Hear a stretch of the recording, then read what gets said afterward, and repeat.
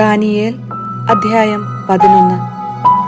അവന് സഹായവും ശക്തിയും നൽകാൻ മേദിയക്കാരനായ ദാരിയൂസിന്റെ 1-ാം ഭരണവർഷം ഞാൻ എത്തി. ഇപ്പോൾ ഞാൻ നിനക്ക് സത്യം വെളിപ്പെടുത്തി തരും. പേർഷ്യയിൽ 3 രാജാക്കന്മാർ കൂടി ഉയർന്നു വരും. 4-മതൊരുവൻ അവരെല്ലാവരെയും കാൾ സമ്പന്നനായിരിക്കും.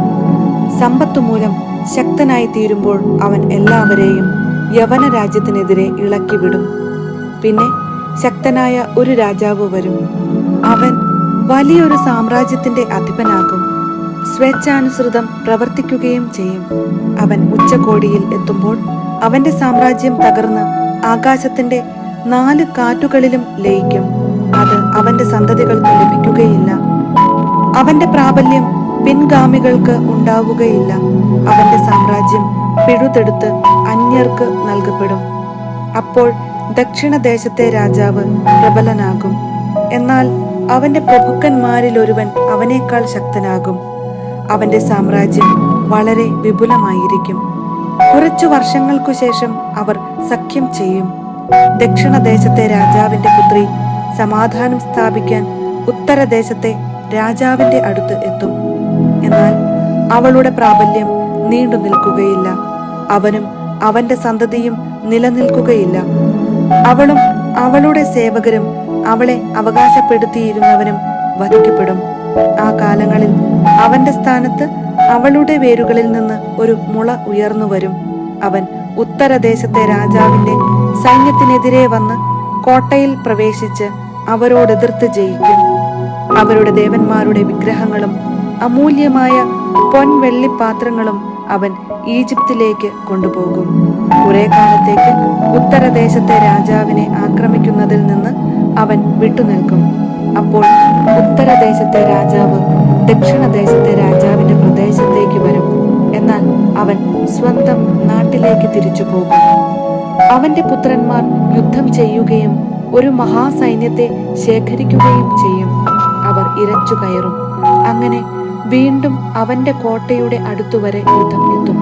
അപ്പോൾ ദക്ഷിണദേശത്തെ രാജാവ് കോപം പൂണ്ട് പുറപ്പെട്ട് വലിയ സൈന്യസന്നാഹമുള്ള ഉത്തരദേശത്തെ രാജാവുമായി ഏറ്റുമുട്ടും. ആ സൈന്യം അവന്റെ കയ്യിൽ ഏൽപ്പിക്കപ്പെടും. ആ വ്യൂഹം പിടിക്കപ്പെടുമ്പോൾ അവൻ അഹങ്കരിക്കുകയും 10,000-കണക്കിന് ആളുകളെ വീഴ്ത്തുകയും ചെയ്യും. പക്ഷേ അവൻ പ്രബലനാവുകയില്ല. ഉത്തരദേശത്തെ രാജാവ് പൂർവാധികം ശക്തമായ സൈന്യവ്യൂഹത്തെ വീണ്ടും ഒരുക്കും. ഏതാനും വർഷങ്ങൾക്കു ശേഷം ഒരു മഹാസൈന്യവും വിപുലമായ ആയുധശേഖരവുമായി അവൻ വരും. അക്കാലത്ത് അനേകർ ദക്ഷിണദേശത്തെ രാജാവിനെതിരെ ഉയർന്നു വരും. നിന്റെ ജനത്തിൽപ്പെട്ട അക്രമികൾ ഈ ദർശനം നിവൃത്തിയാകേണ്ടതിന് അവനെതിരെ കലഹിക്കും. എന്നാൽ അവർ പരാജയപ്പെടും. അപ്പോൾ ഉത്തരദേശത്തെ രാജാവ് വന്ന് ഉപരോധം ഏർപ്പെടുത്തി സുരക്ഷിത നഗരം പിടിച്ചടക്കും. ദക്ഷിണദേശത്തെ സൈന്യത്തിന് അവന്റെ ധീരയോദ്ധാക്കൾക്ക് പോലും പിടിച്ചു നിൽക്കാൻ ശക്തിയുണ്ടാവുകയില്ല. എന്നാൽ ആക്രമണകാരി സ്വേച്ഛാനുസൃതം പ്രവർത്തിക്കും. ആർക്കും അവനെ ചെറുത്തു നിൽക്കാൻ കഴിയുകയില്ല. മഹത്വത്തിന്റെ ദേശത്ത് അവൻ നിൽക്കുകയും അത് അവന്റെ പിടിയിൽ അമരുകയും ചെയ്യും. ദക്ഷിണദേശത്തെ രാജാവിന്റെ പ്രദേശങ്ങൾ മുഴുവൻ കീഴടക്കാൻ അവൻ തീരുമാനിക്കും. അവനുമായി സന്ധി ചെയ്യുകയും അവനെ നശിപ്പിക്കാൻ വേണ്ടി തന്റെ പുത്രിയെ വിവാഹം ചെയ്തു കൊടുക്കുകയും ചെയ്യും. എന്നാൽ ആ ശ്രമം വിജയിക്കുകയില്ല. അത് അവന് ഉപകരിക്കുകയില്ല. അനന്തരം അവൻ തീരപ്രദേശങ്ങളിലേക്ക് തിരിഞ്ഞ് അവയിൽ പലതും പിടിച്ചടക്കും. പക്ഷേ ഒരു സൈന്യാധിപൻ അവന്റെ ഔദ്ധത്യത്തിന് കടിഞ്ഞാണിടും. ആ അഹങ്കാരം അവനെതിരായി തന്നെ തിരിയും.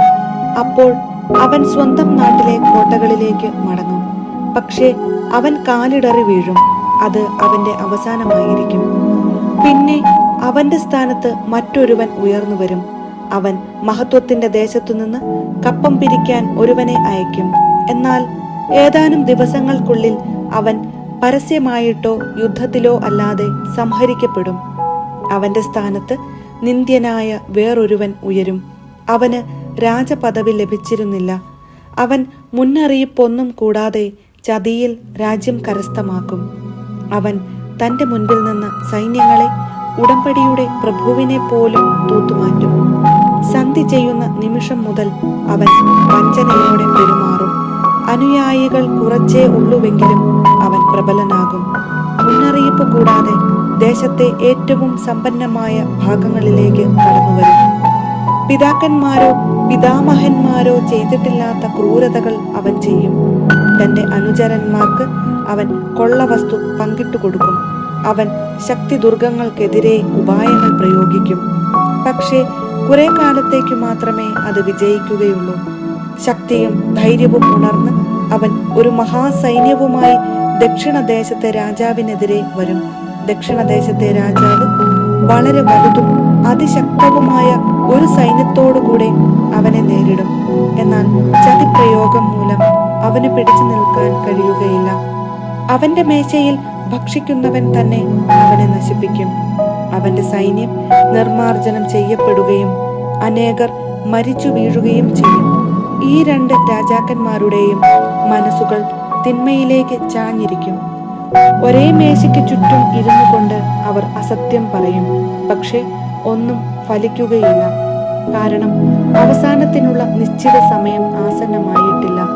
അവൻ വലിയ സമ്പത്തോടെ ദേശത്തേക്ക് മടങ്ങിപ്പോകും. പക്ഷേ അവന്റെ ഹൃദയം വിശുദ്ധ ഉടമ്പടിക്കെതിരെ ഉറച്ചിരിക്കും. അവൻ തന്നിഷ്ടം പ്രവർത്തിക്കുകയും സ്വദേശത്തേക്ക് മടങ്ങിപ്പോവുകയും ചെയ്യും. നിശ്ചിത സമയത്ത് അവൻ തെക്കോട്ട് മടങ്ങി വരും. ഇത്തവണ മുൻപത്തേതുപോലെ ആയിരിക്കുകയില്ല. കിത്തിമിലെ കപ്പലുകൾ അവനെ എതിർക്കും. അവൻ ഭയപ്പെട്ട് പിന്മാറി തിരിച്ചുവന്ന് ക്രുദ്ധനായി വിശുദ്ധ ഉടമ്പടിക്കെതിരെ പ്രവർത്തിക്കും. അവൻ പിൻവാങ്ങി വിശുദ്ധ ഉടമ്പടി ഉപേക്ഷിച്ചവരുടെ വാക്ക് ശ്രവിക്കും. അവന്റെ സൈന്യം വന്ന് ദേവാലയവും കോട്ടയും അശുദ്ധമാക്കുകയും നിരന്തര ദഹനബലി നിരോധിക്കുകയും ചെയ്യും. അവർ വിനാശത്തിന്റെ മ്ലേച്ഛ വിഗ്രഹം അവിടെ സ്ഥാപിക്കും. ഉടമ്പടി ലംഘിക്കുന്നവരെ അവൻ മുഖസ്തുതി കൊണ്ട് വഴിതെറ്റിക്കും. എന്നാൽ തങ്ങളുടെ ദൈവത്തെ അറിയുന്നവർ ഉറച്ചു നിന്ന് പ്രവർത്തിക്കും. കുറെ കാലത്തേക്ക് അവർ വാളും തീയും അടിമത്തവും കവർച്ചയും കൊണ്ട് വീഴുമെങ്കിലും ജനത്തിന്റെ ഇടയിലെ ജ്ഞാനികൾ അനേകർക്ക് അറിവ് പകരും. വീഴുമ്പോൾ അവർക്ക് സഹായം ലഭിക്കാതിരിക്കുകയില്ല. അവരോട് ചേരുന്ന പലരും കപടോദ്ദേശ്യത്തോടെ ആയിരിക്കും അങ്ങനെ ചെയ്യുക. ജ്ഞാനികളിൽ ചിലർ വീഴും. ജനത്തെ അവസാന ദിവസത്തേക്ക് ശുദ്ധീകരിക്കാനും നിർമ്മലരാക്കി വെണ്മയുറ്റവരാക്കാനും വേണ്ടിയായിരിക്കുന്നത്. അന്തിമദിനം വരാനിരിക്കുന്നതേയുള്ളൂ. രാജാവ് സ്വേച്ഛാനുസൃതം പ്രവർത്തിക്കും. അവൻ തന്നെ ഉയർത്തുകയും സകല ദേവന്മാർക്കും ഉപരിയായി മഹത്വപ്പെടുത്തുകയും ദേവന്മാർക്കും ദൈവമായവനെതിരെ ഭീകരദൂഷണം പറയുകയും ചെയ്യും. ക്രോധം പൂർത്തിയാകുന്നതുവരെ അവൻ അഭിവൃദ്ധി പ്രാപിക്കും. എന്തെന്നാൽ നിശ്ചയിക്കപ്പെട്ടത് സംഭവിക്കേണ്ടിയിരിക്കുന്നു. തന്റെ പിതാക്കന്മാരുടെ ദേവന്മാരെയോ സ്ത്രീകളുടെ ഇഷ്ടദേവനെയോ അവൻ കൂട്ടാക്കുകയില്ല.